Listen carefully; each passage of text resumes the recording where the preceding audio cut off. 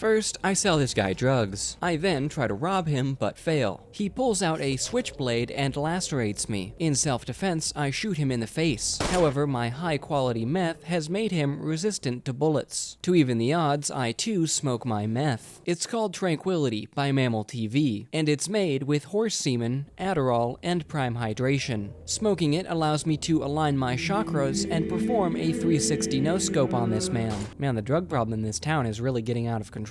Next, I run to the gas station to purchase an energy drink. The Red Bull then causes a chemical reaction, killing the horse offspring, melting the microplastics in the prime hydration, and the Adderall, well, we'll save it for a rainy day. Sober, I can continue my day in Schedule 1. Meet our protagonist. Now, some of you would look at him and think, yeah, I've been to Portland, Oregon, but I see a young man with an entrepreneurial spirit and questionable moral character. A man who will turn blood, sweat, and countless bricks of cocaine into $1 million.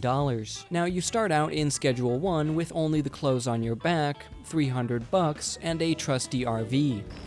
You start out in Schedule 1 with the clothes on your back and $300. But that's when I see it. I'm supposed to follow the quest, but the subtle red glow calls out to me. Is this my home? I place all of my money on a singular hand of blackjack. If I lose, perhaps I wasn't meant to play this game. In this channel, we hit on 15. I stand on 20.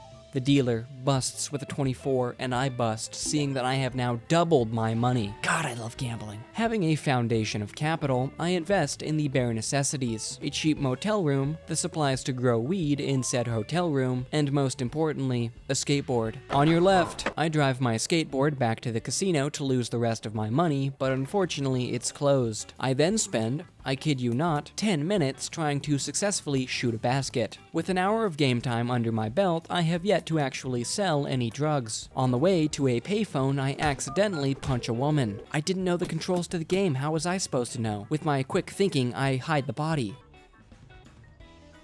Hey pal, what did you see? What did you think you saw? I had to, I didn't have a choice. I'm learning the controls of the game. I then get an ominous note saying welcome to Highland Point. Oh, Highland.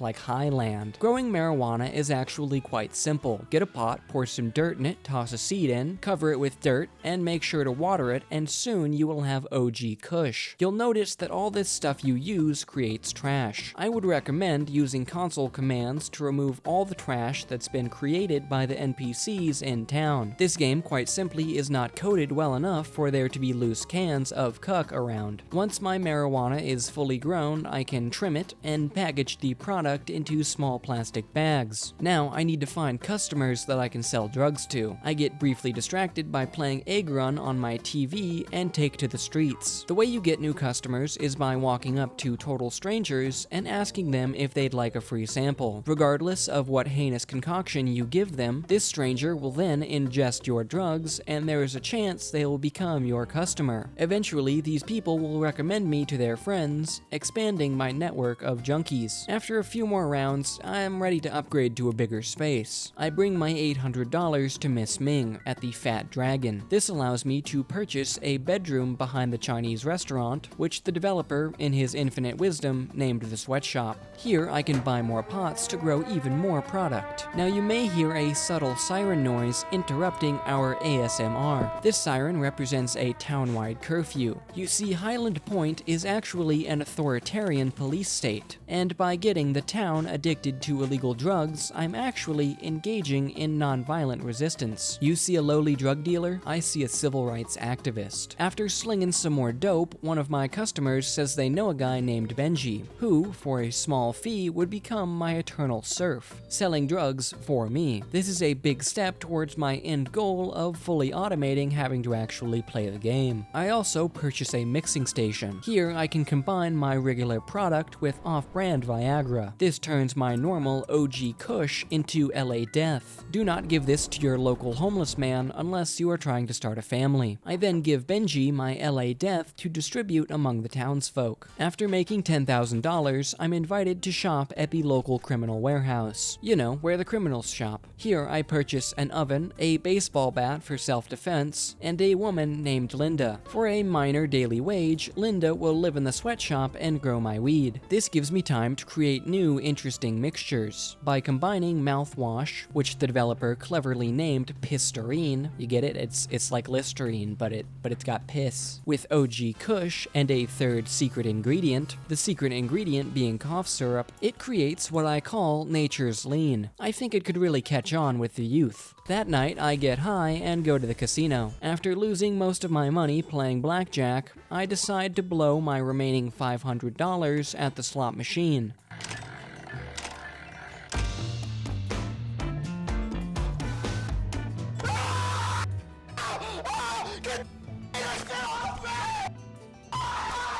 Now, $10,000 is a lot of money. I think it's time that I start thinking about my future. I don't want to be just some guy selling weed out of his room. I could do so much more for my community. I could be a meth dealer.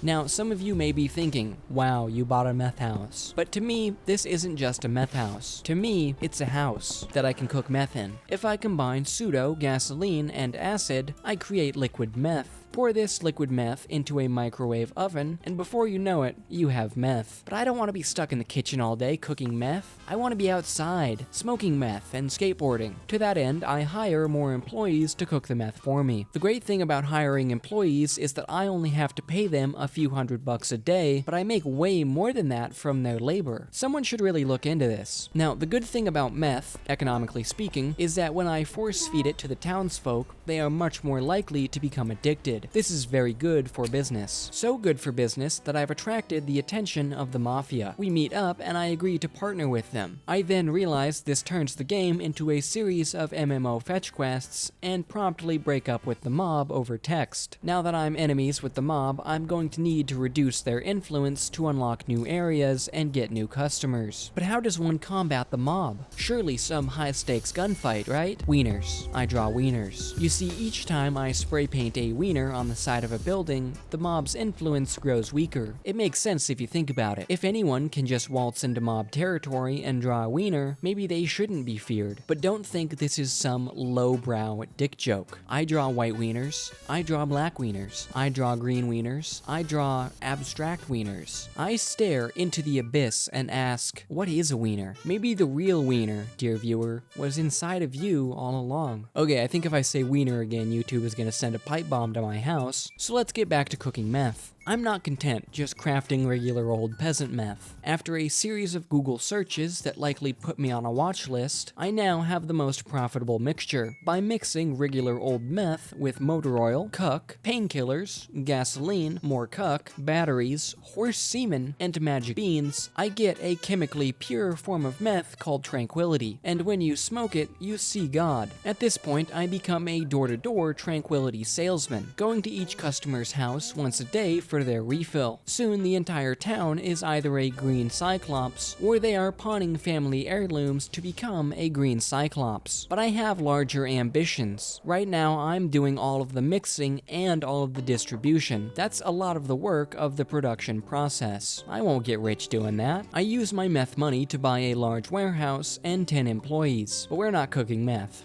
No. Cooking meth in your house is for poors. We are growing, curing, boiling, and baking high-quality cocaine. Once created, my team of chemists combine it with all the previous ingredients to make my magnum opus, the pinnacle of my Schedule 1 career. Behold my crowning achievement, Harry Cock. As I'm writing this script, I realized I should have named it something funnier. On the bright side, it makes my text message notifications look like the most popular Grindr inbox. At this point, the game is mostly playing itself. It's all just a number that I need to get higher so that I can have a snappy title for my YouTube video. But after 40 hours in this janky, poorly programmed banger of a game, I got it. $1 million in net worth. Now, there's only one thing left to do. Behold, my money spread.